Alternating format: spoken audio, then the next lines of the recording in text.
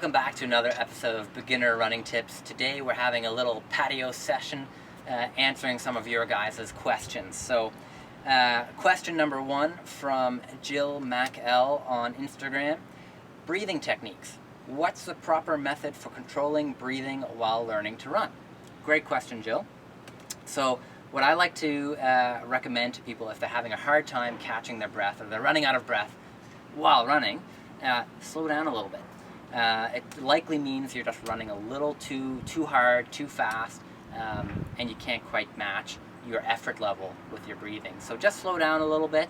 A good tip or a trick or a rule, whatever you want to call it, to follow is you want to be able to run an easy run or a jog at a conversational pace. So pretend you have a running buddy and an intensity that you could hold a conversation and talk while running.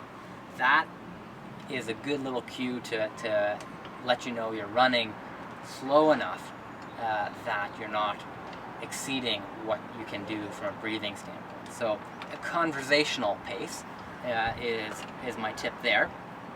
The other common question is if people are having problems with stitches or cramps. So there I like to say, okay, make sure you're breathing in nice and strongly through the nose and then out through the mouth, really focusing on pushing out through the diaphragm. So just and having a longer exhale out of the mouth than through the nose. And that really forces all that extra air and that built up tension out and allows you to relax a little bit. And again, you might find you're running a little too quick, so just slow down a little bit and you'll probably have an easier time breathing. Thanks for the question. Okay, question number 2 from C. Griffin 2001 on Instagram. What are a few ways to help avoid injury? Great question. So that's pretty loaded. There's tons of ways, especially with modern training methods. There's all kinds of, recovery techniques. But the number one thing I like to recommend is get as much sleep as possible. Of course, a little tricky, if you're working full time, you've got a family and kids and all that stuff, but try to prioritize sleep.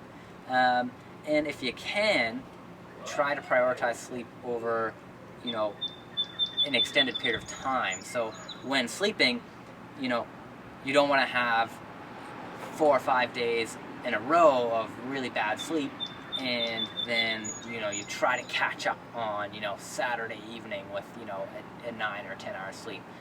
Good luck doing that with kids, by the way. But all you want to focus on is try to have, is there a way you can maybe have 15 minutes or 30 minutes extra sleep? So instead of 6 hours or 7 hours of sleep, you're getting 6.5 or 7.5 hours, and that way you're just more consistently having a better sleep, and that'll help with recovery long term. The important thing to remember with running is it is a long game. It's a long con. So it's all about making small changes and small lifestyle decisions over long periods of time. You're not going to win or lose anything or gain anything great with really drastic sudden changes to your lifestyle or behaviors. So think about those marginal gains. What can you do to even if before you run or after you run, you take 30 seconds or a minute or 2 minutes to do a little bit of extra stretching. So lots of stuff there to help avoid injury. There's lots of ways to do it, but look for those small improvements that you can make. Great question. Thanks so much. All right, guys. Question number 3 from DS Fergus on Instagram. Can you explain what drop is and when you might want to look for shoes with more or less of it? Great question. So, what is drop? We did actually cover this in a previous episode, so if you want to go back and take a look at episode 2 of our Beginner Running Tips video series, check that out. But drop is essentially the ramp angle of the midsole of a shoe. So all shoes, or most shoes, tend to have a stack height measurement, so the thickness of the midsole, of the cushion, they measure at the ball of the foot or the toe and at the heel. So let's say there's a 20 millimeter thickness at the toe and then a 30 millimeter thickness at the heel. That would result in a 10 millimeter heel to toe drop. So that's basically how much higher is the heel sitting than the forefoot. So when would you want a higher drop or a lower drop? So most traditional running shoes, they sort of run in that 10 millimeter plus or minus a couple of millimeters range. If you go back 10-15 years, some of them were actually even higher still. But these days around 10 millimeters, 8 millimeters is pretty average, pretty normal. When you might want to have a lower drop is if you're playing around a little bit with running form and technique, perhaps practicing a little bit more of a midfoot strike. That's when a lower drop can help, because it tends to lessen sort of the back half of the shoe, lightens the back half of the shoe up a little bit. It doesn't feel as robust and clunky back there. And in terms of the angle of the shoe, how the foot is landing, it tends to mean that it's a little easier to get onto the middle of the foot at foot strike.